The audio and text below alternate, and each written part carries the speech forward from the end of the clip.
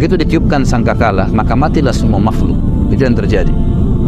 Kemudian terjadilah benturan-benturan kiamat, hari kiamat, dan banyak ayat Al-Quran yang lain juga menyebutkan maka planet-planet akan bertabrakan dan seterusnya.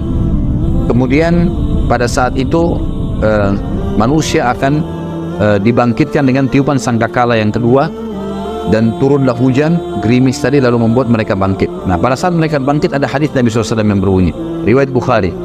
Kata Nabi SAW, semua laki-laki akan dibangkitkan seperti ayahnya Adam, 60 siku ke langit, 27,5 meter. Dan semua perempuan seperti Hawa, istrinya, ibu kita alaihissalatu wassalam, kemudian 40 siku ke langit, 17,5 meter. Lalu kemudian dibangkitkan tanpa baju, tanpa khitan, dan tanpa alas kaki. Lalu keluar dalam riwayat Bukhari yang lain berbunyi, Aisyah berkata, ya Rasulullah, ya, bukankah mereka bisa saling melihat? Kata Nabi SAW, bukan, hari itu bukan seperti yang kau bayangkan oleh Aisyah. Dibangkitkanlah mereka. Lalu ada riwayat lain menjelaskan, kata Nabi SAW, riwayat Imam Ahmad, bahwasanya akan setiap Nabi akan berdiri dan diikuti oleh umatnya di belakang. Setiap Nabi akan berdiri dan diikuti oleh umatnya di belakang, gitu kan? Jadi nanti misalnya pengikut Nabi Isa, pengikut Nabi ini. Dan kata Nabi SAW, akan ada Nabi pun dibangkitkan sendirian, karena nggak ada yang ikut dengan dia. Kan dalam sebuah riwayat yang sahih, riwayat Hakim, berbunyi kata Nabi SAW, waktu ditanya tentang jumlah para Nabi, beliau mengatakan jumlah Nabi 120.000, diantaranya 313 Rasul. Yang diceritakan kepada kita berapa? 25 Nabi dan Rasul. Jadi masih banyak. Dari Rasul saja yang 313, kita cuma dapat 25, itu pun masih ada Nabi diantaranya, bukan semua Rasul. Ini jumlahnya 120.000, jadi masih banyak kita belum tahu kisahnya. Dan sudah kita jelaskan di pasal masalah iman kepada para Nabi dan Rasul. Baik, mereka akan dibangkitkan di belakang Nabi-Nabi mereka. Kemudian para Nabi-Nabi diberikan naungan oleh Allah Subhanahu Wa Taala. Lalu manusia akan tenggelam sesuai dengan kadar keringatnya masing-masing. Ini semua apa yang saya sampaikan teman-teman akan ada dalil saya sebutkan ya. Jadi semua akan ada dalil, karena ini rentetannya bahasan kita malam ini akan kita hubungkan dengan buku yang lain nanti. Kita akan bahas tentang surga dan neraka. Judulnya Rasulullah SAW cerita surga dan neraka. Nanti akan saya bawakan bukunya insyaAllah. Itu akan kita pelajari untuk melengkapkan bahasan kita. Karena Syekh Abu Bakar rahimahullah menjelaskan di sini hanya secara global tentang kiamat itu benar terjadi. Lalu itu di pasal ke-10, pasal ke-11 tentang surga dan neraka. Tentang kuburan, nikmat dan siksa kubur. Hanya itu saja. Setelahnya langsung pindah ke masalah bahasan lain. Sudah tidak masuk lagi ke masalah kiamat, padahal masih ada rangkaian surga dan neraka. Makanya kita datangkan buku lain pelengkapnya. Nanti insya Allah saya akan perlihatkan. Baik, setelah itu teman-teman sekalian, semua manusia akan tenggelam sesuai dengan kadar keringatnya. Dan di buku itu nanti akan panjang lebar dari dalilnya semua. Riwayat-riwayatnya, hadisnya lebih panjang daripada apa yang kita bahas sekarang. Kemudian pada saat itu manusia karena jenuh, maka ada di antara mereka yang datang kepada Adam alaihissalam, dan mereka mengatakan, wahai Adam, engkau ayah kami, engkau manusia pertama diciptakan. Lalu dipuji-pujilah Adam alaihissalam. Lalu mereka mengatakan, mintalah kepada Allah agar Allah datang mengadili kami. Karena Allah waktu itu lagi marah, murka, sebagaimana akan disebutkan nanti, kan? Kata, datanglah agar Allah datang menghakimi kami ke surga atau ke neraka. Karena jenuhnya manusia pada saat itu, maka mereka berharap ke neraka pun dia, padahal neraka mereka belum tahu lebih pedih daripada itu. Maka Adam alaihissalam berkata, saya tidak mampu, saya tidak bisa. Karena hari ini Tuhanku murka, belum pernah murka sebelumnya. Dari dosa-dosanya, banyaknya dosa-dosa yang terjadi, gitu kan? Maka saya tidak bisa memberikan apa-apa. Nafsi, diriku sendiri, pergilah kepada Idris, Nabi yang kedua. Datang kepada Idris. Idris mengatakan juga sama, nafsi, saya nggak bisa. Pergilah kepada Hud, kepada Saleh, kepada Syuaib, dan seterusnya. Sampai tiba kepada Isa alaihissalam. Dan hampir semua Nabi ini menyebutkan kesalahan yang pernah terjadi. Lalu mereka mengatakan, saya tidak berani, cobalah ke fulan, sampai akhirnya tiba ke Isa alaihissalam. Dan kata Nabi SAW, Isa tidak menyebutkan kesalahannya alaihissalam. Dan kemudian dia pun mengatakan, cobalah ke Muhammad. Dan beliau mengatakan, apakah kalian tahu nanti bagaimana orang hari kiamat mengetahui, mengenalku siapa aku, sehingga aku ada pimpinan anak Adam. Maka para sahabat diam. Kata Nabi SAW, seperti inilah mereka akan datang kepadaku nanti, dan mereka akan mengatakan, wahai Muhammad. Dan waktu itu suara orang terdengar seluruh mahsyar. Dengan kuasa Allah, orang semua akan dengar di mahsyar. Walaupun tidak ada mic, tidak ada apa, semua terdengar dengan kuasa Allah. Maka mereka mengatakan, wahai Muhammad, engkaulah Nabi terakhir. Dengan mula risalah ditutup kenabian, dan engkau diutus untuk seluruh alam semesta. Jadi semua manusia yang belum pernah ketemu beliau pun mendengar, oh ternyata ini orangnya nih. Nabi Muhammad SAW, Nabi terakhir, ini nih orangnya. Maka mereka puji-puji, lalu mereka mengatakan, hai Muhammad, mintalah kepada Allah, ya, agar datang menghakimi kami. Kata Nabi SAW, ana lahu, saya pemiliknya, saya pemiliknya. Lalu saya pun menuju ke singgasananya Allah, ke arsy-Nya Allah, kemudian saya sujud, ya. Dan Allah yang maha tinggi dan maha pemurah Azza wa Jalla membukakan kepadaku puji-pujian, hamd, ya, yang tidak pernah dibukakan untuk orang sebelumnya, sebelum aku. Lalu aku pun sujud, Allahu a'lam berapa lama, kata Nabi SAW. Beliau sendiri tidak tahu.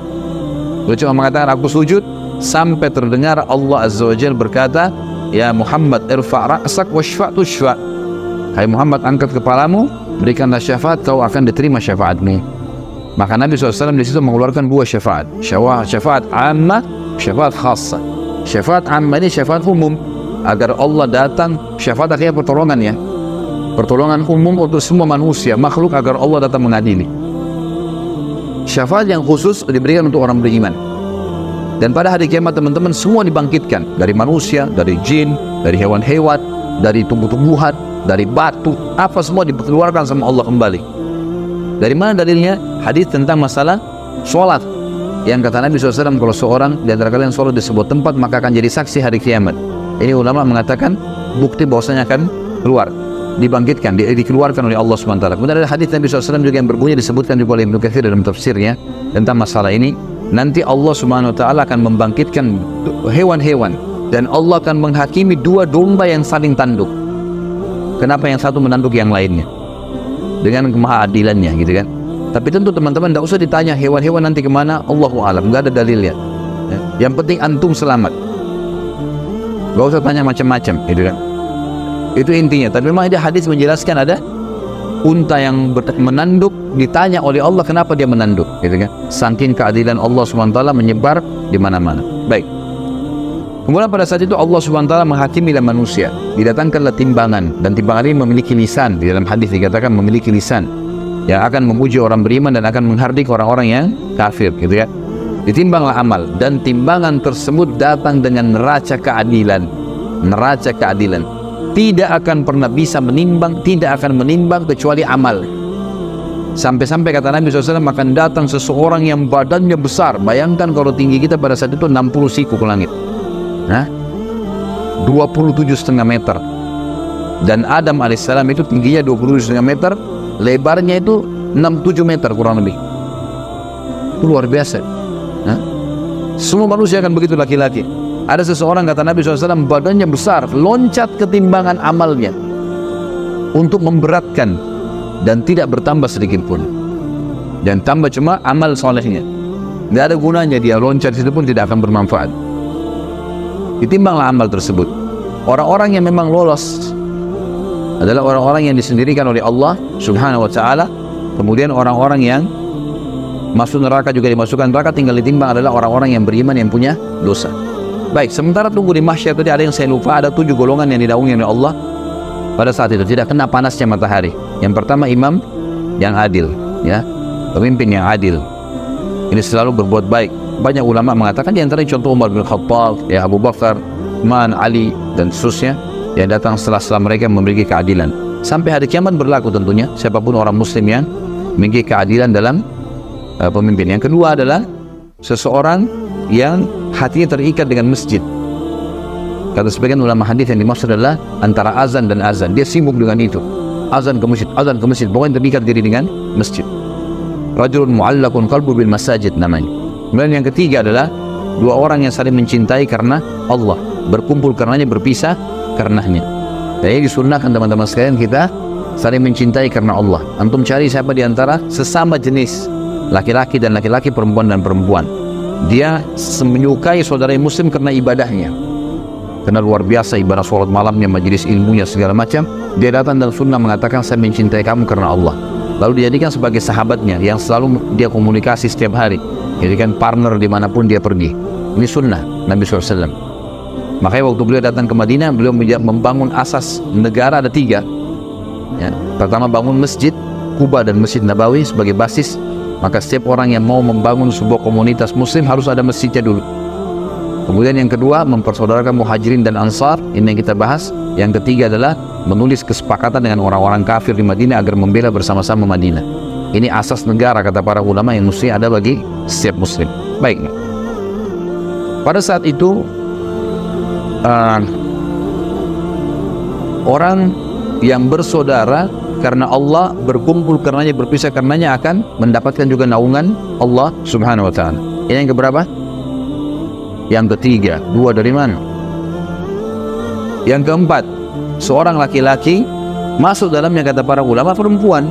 Ini seorang laki-laki yang dipanggil oleh seorang wanita yang cantik, memiliki kecantikan dan kedudukan, bisa kekayaan, bisa jabatan, bisa ke jalur nasab, jalur keturunan yang mulia, sempurna, sudah cantik, sudah pintar, sudah kaya, segala macam, menggoda sekali sebenarnya, mengajak dia berzina, lalu dia mengatakan saya takut karena Allah. Kemudian yang kelima adalah seseorang yang mengingat seorang Allah dan mengingat Allah sendirian lalu dia menangis. Ini juga fadilah orang yang menangis karena Allah Subhanahu wa ta'ala, ya. Maka dalam hadis lain dikatakan tidak akan tersentuh api neraka dua mata yang dia menangis karena Allah. Jadi dia lagi sholat malam, dia ingat dosanya, dia bertobat sama Allah, dia ingin masuk surga, minta surga, dia ingin minta diberkahi, minta diselamatkan dan seterusnya. Ini adalah orang-orang yang jelas masuk di sini, ya. Kemudian yang keenam adalah orang yang berinfak dengan infak atau sedekah yang dia keluarkan dengan tangan kanannya sampai tangan kirinya tidak tahu. Tentu kata ulama hadis ini yang dimaksud ya, kinayah, dalam arti kata tangan kanan, tangan kiri. Kalau kita keluarin ini, saya kasih marwan air, tetap aja tangan kiri ada di sebelah saya. Tapi ini gambaran, artinya kalau tangan kirinya tidak tahu, maksudnya adalah orang lain. Kalau tangan kiri tidak tahu, apalagi orang lain. Saking dirahasiakannya dia, sedekah itu dirahasiakan, itu akan masuk sebagai orang yang dinaungi nanti. Jadi dia suka bersedekah. Ini fadilah orang yang bersedekah, tapi dirahasiakan. Jangan baru sedekah 1.000 rupiah sudah satu kampung tahu, kan? Ini harusnya memang dirahasiakan, gitu kan? Ini sudah sumbang AC, oh si fulan sudah sumbang sekian, tidak perlu sebut. Urusan antum dengan Allah Subhanahu wa ta'ala sudah selesai, ya. Amal baik sudah dicatat oleh malaikat, tentu ada sekretarisnya Allah Subhanahu wa ta'ala. Maka Anda kutip di sini, ya. Ini artinya Allah Subhanahu wa ta'ala menyatakan untuk kita penulis, sekretaris kita ini menulis semuanya amal-amal saleh kita. Yang terakhir, yang ketujuh, siapa yang tahu? Nah, ada yang ingat ya? Hah? Pemuda yang tumbuh di jalan ketaatan kepada Allah. Ini sengaja saya terakhirkan teman-teman untuk antum paham nih. Jadi ternyata anak muda itu kalau dia dalam keadaan ketaatan kepada Allah punya fadilah. Kalau antum pernah melalui masa-masa ada dosa teman-teman sekalian, jangan wariskan ke anak-anak. Biarkan dia tumbuh dalam ketaatan. Kalau kita baru bisa baca Quran di umur 20 tahun, 25 tahun, 30 tahun teman-teman, anak kita harus hafal Quran di 6 tahun. Target harus berubah. Ini punya fadilah sendiri. Jadi anak muda yang tumbuh dalam ketaatan Allah, sampai kata Nabi SAW dalam hadis lain, Inna Allah yu'jibu min syabin laysa lahu sabwah. Allah kagum dengan anak muda yang tidak ikuti hawa nafsunya. Allah Azza wa Jalla pencipta kagum dengan orang ini. Dan anak muda, kata ulama, masuk dalam hitungan syariat 40 tahun ke bawah. Ada sebagian menyebutkan 50 tahun ke bawah, itu masuk semuanya dianggap anak muda, masih muda, di kalangan muda, gitu. Makanya para nabi-nabi dinobatkan menjadi nabi umur berapa? 40 tahun, gitu kan? Puncak-puncaknya Nabi SAW mendapatkan kemenangan di umur 50 sampai 60 tahun. Karena fase kemenangan di mana? Di Madinah, 10 tahun terakhir. Nabi SAW meninggal umur 63 tahun kan? Jadi kalau kita mundur 10 tahun, berarti umur 53 tahun tuh fase keemasan. Sampai 63 tahun beliau meninggal dunia. Kalau dalam ilmu tarbiyah disebutkan bahwasanya kejiwaan maksudnya, ya, tapi di dalam agama, pandangan agama ya, itu dibagi fase-fase semangatnya orang per 20 tahun. 20 tahun pertama itu puncaknya fase keemasan. Di situ orang mau punya prestasi. Umur 20 tahun kedua berarti 40 tahun. Itu fase di mana orang mengejar sebuah prestasi. Apa ini? Saya harus jadi apa? Yang ketiga fase 60 tahun. 20 tahun yang ketiga. Ini puncak-puncaknya juga orang mengejar. Biasanya umur-umur 60 tahun itu kalau orang biasa di akademik, dia berusaha mengejar prestasi tertentu. Karya tulis kah, gelar profesor kah, apalah ya. Seperti itulah ya. Jadi dia ingin punya prestasi tertentu. Yang jelas teman-teman sekalian, di sini yang terakhir adalah anak muda, dan bersyukurlah kita karena ada pendapat ulama yang mengatakan 50 tahun ke bawah. masih dihitung. Berarti dengan kita menjaga ketaatan pada Allah di umur-umur kita sekarang, insya Allah kita termasuk di dalamnya, gitu kan? Maka ini poin penting teman-teman sekalian. 7 orang ini dapat naungan Allah, di mana naungan tidak ada naungan kecuali naungan Allah pada saat itu. Baik, kita masuk ke masalah timbangan amal. Ditimbanglah amal-amal orang, timbanglah amal-amal orang, dan yang akan ditimbang hanya amal baik dan amal buruk, ya. Yang sempat kita taubat darinya tidak ada timbangan tentunya, tapi tetap tercatat di buku amal kita. Orang pada zina, orang pernah dusta, dia tahu ini pada saat ini, supaya ada bukti bahwasanya malaikat memang mencatatnya. Dan makanya Allah SWT pada saat mengatakan, A'udzubillahi minasyaitonir rajim, ma yalfidu min qaulin illa ladayhi raqibun atid. Tidak ada satu huruf pun yang lewat dari mulut mereka, perbuatan mereka, kecuali akan dicatat oleh raqib dan raqibun atid. Raqib atid ini ada yang mengatakan adalah istilah bagi pengawasan, gitu ya. Ada juga yang mengatakan nama malaikat, tapi istilah bagi pengawasan, gitu ya. Baik, ini menandakan bahwasanya semua akan tercatat, semua akan tercatat. Tapi yang ditimbang nanti sebagai dosa adalah yang tidak sempat dia taubat. Makanya Nabi SAW mengatakan, saya bertobat kepada Allah sehari 70 sampai 100 kali. Kata sebagian ulama hadis, kalau orang bertobat kepada Allah sehari 100 kali, kalau Allah dengan kemahamurahannya mau memaafkan satu taubat, satu istighfar itu satu dosa, maka 100 dosa kita bersih. Dan umumnya manusia tidak mengerjakan 100 dosa dalam sehari. Ini pendapat tentunya, ya, pendapat. Maka ini kemuliaan, artinya alhamdulillah Allah mudahkan kita mendapatkan kemudahan-kemudahan memahami seperti ini. Baik, kemudian setelah itu, setelah di timbangan amal, kalau yang lebih berat walaupun sedikit amalnya, maka akan mendapatkan kelolosan pahala, maksudnya lolos masuk surga. Baik, ada sebuah hukum di sini. Kalau seandainya seseorang ditimbang amalnya hari kiamat, lalu dia sudah lolos, ini ulama mengatakan orang yang sudah lolos dari timbangan amalnya, dia akan diberikan kesempatan memberikan syafaat. Jadi yang dimaksud dengan syafaat mukminin, syafaat orang-orang beriman. Kapan mereka memberikan syafaat? Pada saat timbangan amalnya sudah lolos. Jadi misal seseorang punya 200 pahala, dia punya anggaplah 2000 pahala, dia punya dosa 1000. Sekarang otomatis 2000 dengan 1000 lolos kan? Dia punya berapa lebih? 1000 lebih. Nah, sebagian ulama, saya bilang di sini sebagian, mereka mengatakan bahwasanya orang ini bisa memberikan syafaat 1000 pahala kepada orang yang dia suka, saudaranya kah, kerabatnya kah. Mungkin ada lagi timbang amal butuh 900, dikasih sama dia. Tapi bukan berarti pahalanya dikasih, ya, enggak. Allah dengan kemahamurahannya, karena dia punya lebih 1000, dia boleh memberikan nilai 1000 kepada orang, tapi tidak dikurangi pahala dia. Bukan ini yang dikasih ke dia, saudara.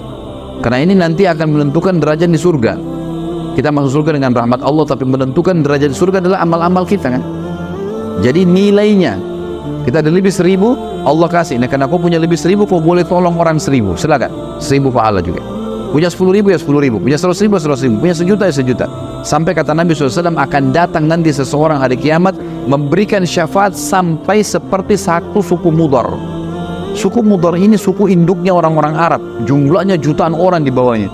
Nanti ada satu orang, kata Nabi SAW, hari kiamat, ya, akan memberikan syafaat sampai seperti suku Mudar. Saking banyaknya pahalanya dia, ditimbang dosanya sedikit, lolos. Maka dia akan berikan syafaat, si fulan kasih sekian, si fulan kasih sekian, si fulan lolos. Itu juga akan kita ulangi nanti riwayatnya, insya Allah, pada saat bahas tentang buku Rasulullah SAW cerita surga neraka. Berikut riwayat-riwayatnya di buku mana, siapa yang riwayatkan, nomor hadisnya, dan seterusnya. Baik, pada saat itu diberikanlah syafaat-syafaat, pertolongan-pertolongan, dan tidak akan masuk neraka kecuali orang yang betul-betul luar biasa. Beberapa kejadian besar di timbangan adalah diantaranya ada namanya hadis bitaqah dalam hadis Bukhari, hadis kartu. Kartu di sini maksudnya adalah bitaqah, bahasa Arab orang bilang kartu, seperti kotak kartu dan seterusnya. Kata Nabi SAW, nanti akan datang seseorang membawa pahala bergulung, membawa dosa bergulung-gulung, dosanya banyak sekali. Waktu ditimbang amal solehnya langsung kalah, lebih berat dosanya.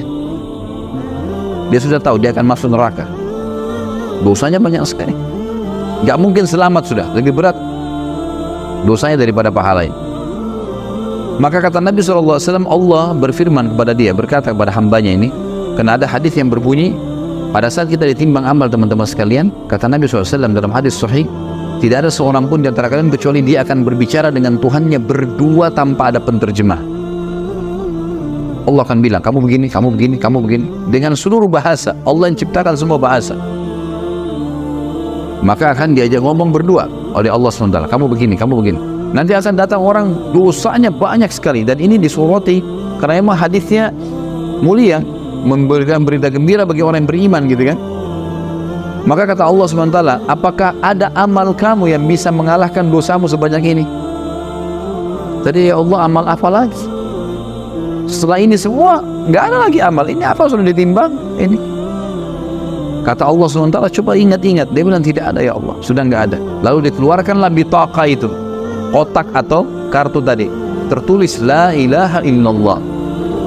Tidak ada Tuhan yang berhak disembah kecuali Allah, yang dia ikhlas menjaga. Sebagian ulama mengatakan orang ini tidak buat syirik, tetap dia ahli tauhid, mempertahankan keesaan Allah, tapi dia punya dosa-dosa lain. Mungkin dia berzina, mungkin dia dusta, mungkin, tapi ini tauhidnya nggak tercoreng. Karena kalau syirik tidak masuk dalam hadis ini. Terbukti dalam surah An-Nisa, Allah mengatakan, a'udzubillahi minasyaitonir rajim, innallaha la yaghfiru an yushraka bih wa yaghfiru ma duna dzalika liman yasha. Allah tidak akan mengampuni orang yang berbuat syirik, tapi Allah mengampuni dosa selain daripada syirik. Nah, berarti ini tidak masuk di sini syirik. Berarti dia tuh, kata ulama hadis, dia adalah muwahhid. Orang ini memang mengesahkan Allah. Tidak pernah kedukun, tidak pernah minta-minta kuburan, tidak pernah segala macam. Ini syirik nggak ada. Dia betul-betul murni dosa, tapi dosa yang dia akui sebagai kesalahan. Maka didatangkan lebih bitaqah tersebut, lalu ditimbang, timbangan pahalanya tiba-tiba menjadi lebih berat daripada dosanya, dan semua dosanya akan terlempar. Maka lolos dan dia masuk ke dalam surga. Maka dalam sebuah hadis Bukhari Muslim juga pernah Nabi SAW bagi duduk di dalam sebuah kebun, kemudian datang sahabat Nabi Abu Musa al-Asy'ari lalu mengatakan, ya Rasulullah, gitu kan, saya datang untuk menjaga anda. Kata Nabi SAW, telah sampai kepada saya berita Allah mengatakan, ya, siapapun yang di dalam hatinya sebesar biji sawi, siapa yang mengucapkan la ilaha illallah tulus dari hatinya, dia pasti masuk surga. Maknanya adalah kalau dia masih punya dosa pun, kemudian dia masuk neraka dulu, tetap akan masuk surga. Nanti kita bahas masalah syafaat. Kalau kita bahas surga dan neraka, nanti akan ada orang-orang yang sudah belang-belang di neraka, sudah bolong, sudah hangus, keluar asap, dikeluarkan oleh orang-orang mukmin dan Nabi SAW dari neraka. Kemudian mereka akan dicemplungkan di sungai-sungai yang berada di pintu gerbang surga, lalu mereka tumbuh seperti tumbuhnya tanaman yang masih baru tumbuh, masih lemah sekali. Dan para ahli surga menyemproti mereka dengan menyirami mereka dengan air-air itu. Nanti akan kita bahas insyaallah masalah surga neraka, masalah itu akan keluar mereka. Maka kata Abu Musa al-Asy'ari, Rasulullah, apakah boleh saya sebarin ke orang-orang ini? Kata Nabi SAW, kalau kau sebarin berarti mereka akan bergantung dengan itu. Jadi maknanya di sini memang mentauhidkan Allah penting kan. La ilaha illallah itu kalimat tauhid kan, pengesahan. Tidak ada sekutu bagi Allah, tidak ada Tuhan yang berhak disembah kecuali Allah. Tidak ada sekutu baginya masalah itu. Baik. Setelah itu teman-teman sekalian, setelah semua ditimbang amalnya, orang-orang beriman yang sudah lolos tadi tanpa hisab, orang beriman juga yang sudah lolos dari timbangan ini akan kumpul di Haud. Haud ini adalah kuala Nabi SAW di mahsyar. Kuala Nabi SAW di mahsyar. Kata Nabi SAW, ana faratukum, saya akan dahului kalian ilal Haud, ke Haud. Lalu beliau pun mengatakan, saya akan tunggu dan saya akan melihat satu persatu orang yang lolos di Haud. Mereka akan minum, dan siapapun yang minum dari Haud tidak akan pernah haus selamanya.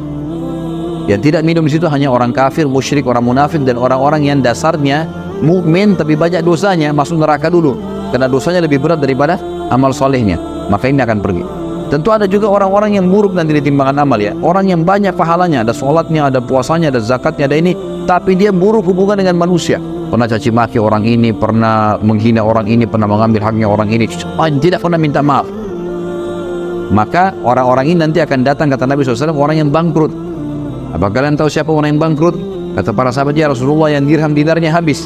Kata Nabi SAW, tidak. Bangkrut adalah orang yang datang hari kiamat membawa pahala sholat, zakat, puasa, haji, tapi sisi lain pernah caci maki orang ini, pernah pukul orang itu, pernah mengambil haknya orang ini, dan mereka meminta kepada Allah di hari kiamat di timbangan, ya Allah orang ini begini, diambilin, ya Allah orang ini begini, didatangin semua. Ini dengan keadilan, nggak ada yang bisa tersembunyi, nggak ada sogok-sogokan, dan semua kena pada saat itu. Kalau habis pahalanya karena orang nuntut, masih ada yang nuntut, diambil dosa-dosa orang yang menuntut diberikan kepada dia. Maka itu adalah orang yang bangkrut sebenarnya.